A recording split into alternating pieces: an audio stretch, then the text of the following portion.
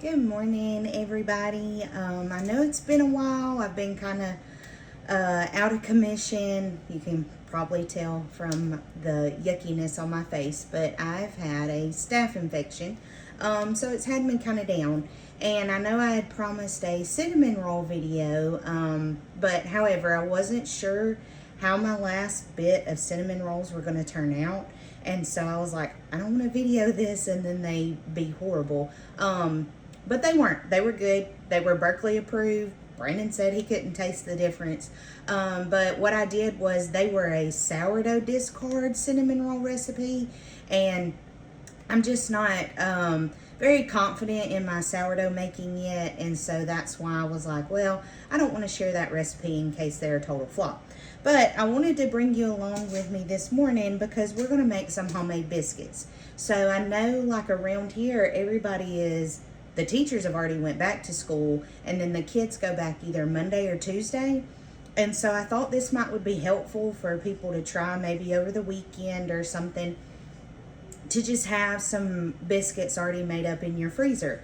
And I know a lot of people are like, well, girl, I just get those frozen biscuits or I get those canned biscuits and I pop them in the oven. And that's great. You do whatever you want to do. But I want to show you how easy it is to make these and already have them ready to just pop out of the freezer. And what makes it even better is there's only 1, 2, 3, 4, 5, possibly 6 if you add the extra butter, but there's 5 ingredients to these biscuits. And so next time you're at the store and you're buying those canned biscuits or frozen biscuits, flip it over and see what ingredients are in it. Again, these have 5 ingredients in them. Super easy to make. I know a lot of people are like, well, my biscuits never turn out. You just have to play with recipes. You just have to try different things. This recipe that I use actually came from Miss K-Mac at our church. She uses lard, but I'm going to be using butter today. I use lard sometimes, but I think I prefer butter. I'm not really sure. I don't think my family has a preference. But I'm actually going to triple this recipe. So it calls for 2 big tablespoons of lard or butter. So I have 8 tablespoons of butter here. So that's why I'm just going to triple everything. But as we're doing this, I just thought maybe we would chat a little bit about some things. I have had multiple people messaging me about the wellness store. And I would love to share any and all information that you want to know about the wellness store. Just shoot me a message. A lot of people know we are trying to make better swaps in our home. And that is, of course, we try and make a lot of our food.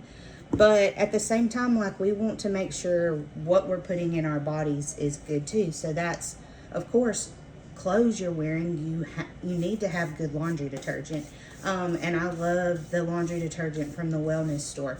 It doesn't require but maybe like this much, and it gets our clothes clean and they smell nice too. Now, if you know where we live, we have problems with our water and we have stain issues. And I have found a couple of things from the wellness store that has helped with that. But I've also just been going ahead and adding it straight into our washing machine so that it can help as it's washing. Don't judge me. I'm needing to count this and I don't want to lose track of my counting. But I'm going to grab my other measuring spoon real quick. It was washing last night because I use the teaspoon a lot. But I think adding baking powder into your biscuits is very helpful. I know a lot of people don't do that. Some people do. But I just feel like it helps give it that rise that it needs. So because I'm tripling this, I need to add in 9 teaspoons of baking powder. So that's why I'm just trying to be more conscious of it. But other than the wellness store, I have gotten a few messages about homeschooling. And so I think it's funny because I do not feel like I'm very equipped when it comes to homeschooling. We kind of we do what works for the girls. And I think that's 5, 6. We love it. It gives us the freedom that we need to do the things that we need to do. But at the same time, I was a teacher. So I came out of the education system, and there were just some things that were going on where we were that I just was not fond of. I told Brandon, even while I was still teaching, before, I think this was even before we moved to our first full-time church, I told him that it was just something that was on my heart, that I felt like I needed to homeschool our girls. And he was like, you do whatever. And he says that. He's like, you do whatever. But he helps me look at curriculum. He really does have input into it too. He's just like, whatever, you're the one that's going to be doing it. Which is fine and helpful, but at the same time, it's just like, you say whatever, but it's not really whatever. Anyways, whoop, that might have been a little too much salt, but it's fine. There's enough flour in here that it'll mix in. So do not mix these with your mixer or anything. I think it's best to, as you add in the butter, which you need it to be cold, but I found it's a little easier to maneuver if it's not like frozen. That's just me. I like to go in and I like to use my hands. And so I feel like it really incorporates the butter better. Everybody's like, use a pastry cutter, use a fork. And I do use a fork once I add in the milk. But I feel like incorporating it with your hands is better. And I have just washed my hands before I got all these ingredients together. But back to homeschooling. We do a 4-day week, school week. And so we do our all of our academics Monday through Thursday.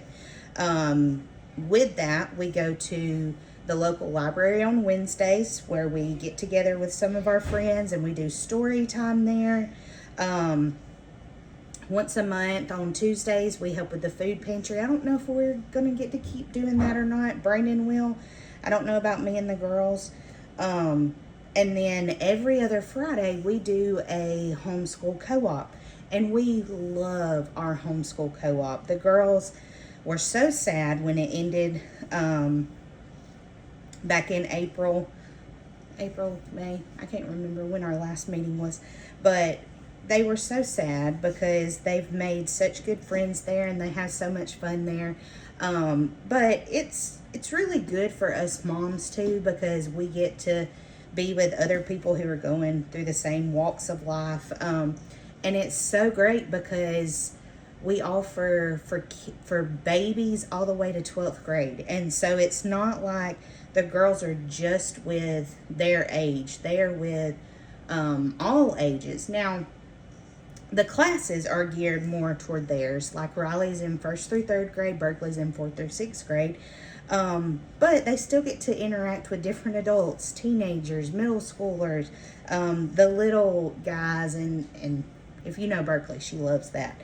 But they just really love it, and I love it too. And this semester, I'm actually going to be teaching a class, which I'm super nervous about, but it's a baking class, and so biscuits was one of the first things. So I'm going to meet my friend Brooke up there, and we're going to bake some of these biscuits today to make sure how the ovens work and things. And she's doing a cookie class, so we just want to make sure we know what we're doing, I guess. But we do our homeschool co-op every other Friday, so that gives the girls a chance, to socialize, which is a big thing that people are so concerned with homeschoolers. I'm not going to get into that. All I'm going to say is my kids are socialized. I'm not the least bit worried about them not being social. I told somebody not too long ago, I just want them to be good members of society, and I think that we're doing a pretty good job of that right now. Now, I know that there's some people who take it to the extreme where when they pull their kids out of school, they pull them out of society. And we know that that's not what we wanted to do. It wouldn't work for our kids anyway, and it wouldn't work for me and Brandon because the two of us, we both like to chat a little bit. And so we knew that that's not what we wanted. And if anybody knows my dad, they know that I get it very honest from him. And I was told recently that I am starting to look more and more like him. Not just my actual features, but my facial expressions too. And so, there you go. Which, my dad is great. He's just a handful. Everybody knows that knows him. But he'd do anything for you. You're just going to hear about it. So I also think I have created another one of those myself in Riley Grace. But now she does some things that are like her daddy too. So anyways, back to homeschooling. So Brandon and I have looked at many different curriculums, and, there are things that we know we want our kids to learn. We know we want it to be Christian based, and we know that there were some good curriculums out there that I think were trying to be a Christian based curriculum, but once you kind of got down to the actual foundation of it, they weren't. And so I was very happy to have his input and his discernment on that. Because we're a team, and even though I do the bulk of the teaching, he's there too to help guide the kids. And he got to play teacher Monday, and all I could hear Riley saying was, "Mama doesn't make us do that. Mama doesn't do it like that." And so that was really funny to listen to as well. So if you do have any questions about homeschooling, I am not a pro, but I can try and help you. I can try and give you advice on things that we do. Like I said, I know it's not 100% correct, but it works for us.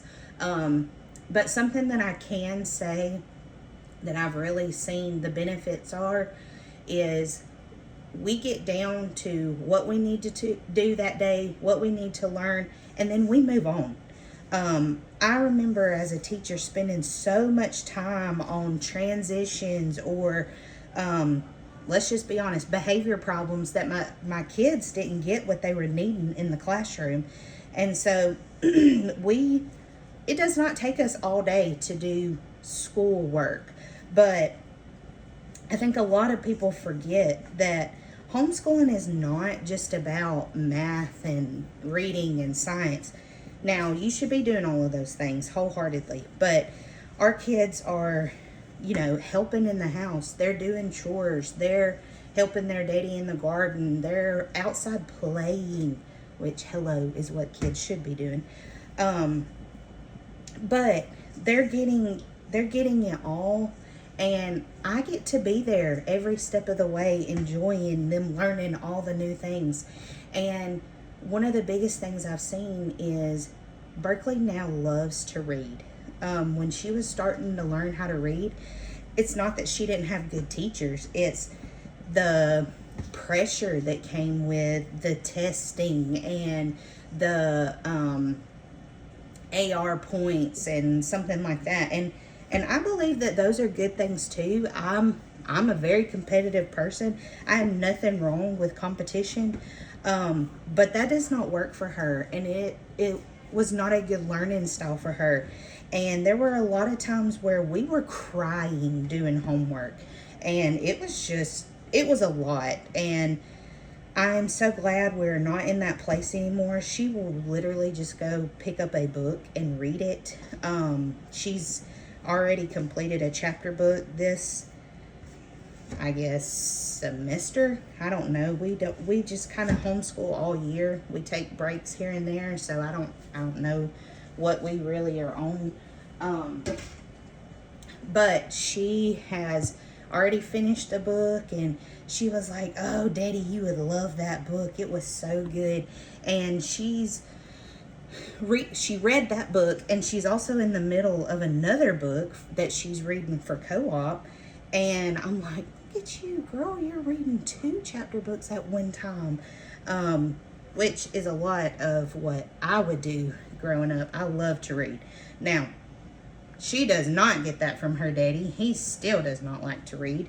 But he doesn't get to read for fun. He's still in school having to read for tests and papers and things like that. It's not just for fun. So that would change when he actually gets to read books that he actually likes. Riley, on the other hand, she's a different story right now. We are still in the learning how to read stages. She can read a lot of stuff, but then there's some things I'm like, why can you not read that? I don't understand why we still stumble over these words, but you can read these ginormous words. But we just go with it, and we just do the best we can. And there's that. She speeds through her math work like nobody I've ever seen. And we sit and we do language for a whole lot longer because that's what she needs.